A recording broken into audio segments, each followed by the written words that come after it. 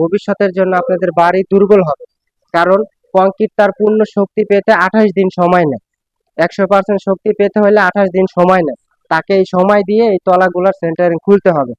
তো আপনাদের যদি এতই তাড়াহুড়া থাকে কাজের ক্ষেত্রে, অবশ্যই আপনারা একজন কন্ট্রাক্টরের সাথে সেভাবেই চুক্তি করবেন যে আমার এই তলার সেন্টারিং 28 দিন থাকবে, ছাদের সেন্টারিং 21 দিন থাকবে।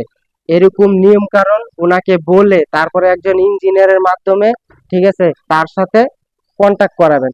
তো সম্মানীয় দর্শকরা, আপনারা কেন 28 দিন পরে আপনাদের ভীমের সেন্টারিংটা খুলবেন? তো অ্যাকচুয়ালি দেখেন, 28 দিনের মাথায় আপনাদের 99% 100% শক্তি চলে আসে কংক্রিটে। তো আমাদের দেশে দেখা যায় 21 দিন, 14 দিন, 18 দিনের ভিতরে সেন্টারিং গুলা খোলা হয়। তো দেখেন, আপনি 21 দিনের মাথায় ছাদের সেন্টারিংটা খুলতে পারেন, কিন্তু ভীমের সেন্টারিংটা অবশ্যই আপনাদের 28 দিন পরেই খুলতে হবে।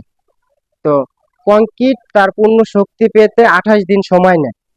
99% 100% শক্তি, ঠিক আছে, 28 দিন পরেই আসে কংক্রিটে। তো ঢালাইয়ের পরে 14 দিনের মাথায়, 15 দিনের মাথায় যদি আপনারা ভীমের তলাগুলো খুলে ফেলেন, তাহলে কিন্তু আপনাদের বিল্ডিং সম্পূর্ণ ঝুঁকিপূর্ণ ভবিষ্যতের জন্য। কারণ এই ছাদের লোড ভীমের মাধ্যমে কিন্তু কলমে স্থাপন করে। তো এই ভীমের সেন্টারিং খুলে যদি আপনাদের নির্মাণ কাজের এত তাড়াহুড়া আপনারা উপরে নিয়ে ব্যবহার করেন, তাহলে কিন্তু আপনাদের বাড়ির ভবিষ্যতে ক্ষতি হবে। আপনাদের কাজের তাড়াহুড়া যদি এত বেশি থাকে, অবশ্যই আপনারা ভীমের যে তলাগুলো আছে এগুলো ডাবল শাটারিং এর ব্যবস্থা করবেন। এবং কি মালিক পক্ষ যারা আপনারা আছেন, একজন কন্ট্রাক্টরের সাথে সেইভাবে আপনাদের চুক্তি করতে হবে রেট বেশি দিয়ে, যে আমার 28 দিন 1 মাসের আগে ভীমের তলাগুলা খোলা যাবে না। আপনার মাল লাগাইতে হবে ডাবল শাটারিং, বিশেষ করে এই তলাগুলার ক্ষেত্রে। তো এই তলা যদি আপনাদের বাড়িতে 28 দিনের আগে খুলেন, তাহলে কিন্তু ভবিষ্যতের জন্য আপনাদের বাড়ি দুর্বল হবে। কারণ কংক্রিট তার পূর্ণ শক্তি পেতে 28 দিন সময় নেয়। 100% শক্তি পেতে হলে 28 দিন সময় নেয়। তাকে এই সময় দিয়ে এই তলাগুলোর সেন্টারিং খুলতে হবে। তো আপনাদের যদি এতই তাড়াহুড়া থাকে কাজের ক্ষেত্রে, অবশ্যই আপনারা একজন কন্ট্রাক্টরের সাথে সেভাবেই চুক্তি করবেন যে আমার এই তলার সেন্টারিং 28 দিন থাকবে, ছাদের সেন্টারিং 21 দিন থাকবে।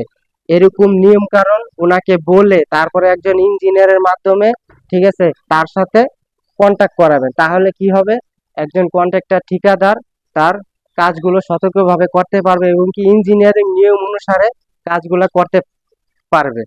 তো এইসব বিষয় খেয়াল করবেন। কিছু কিছু বাড়িওয়ালার জন্য, কিছু কিছু কন্ট্রাক্টরের জন্য কিন্তু ভবিষ্যতে আপনাদের বিল্ডিং নির্মাণ কাজগুলোর ক্ষতি হইতে পারে।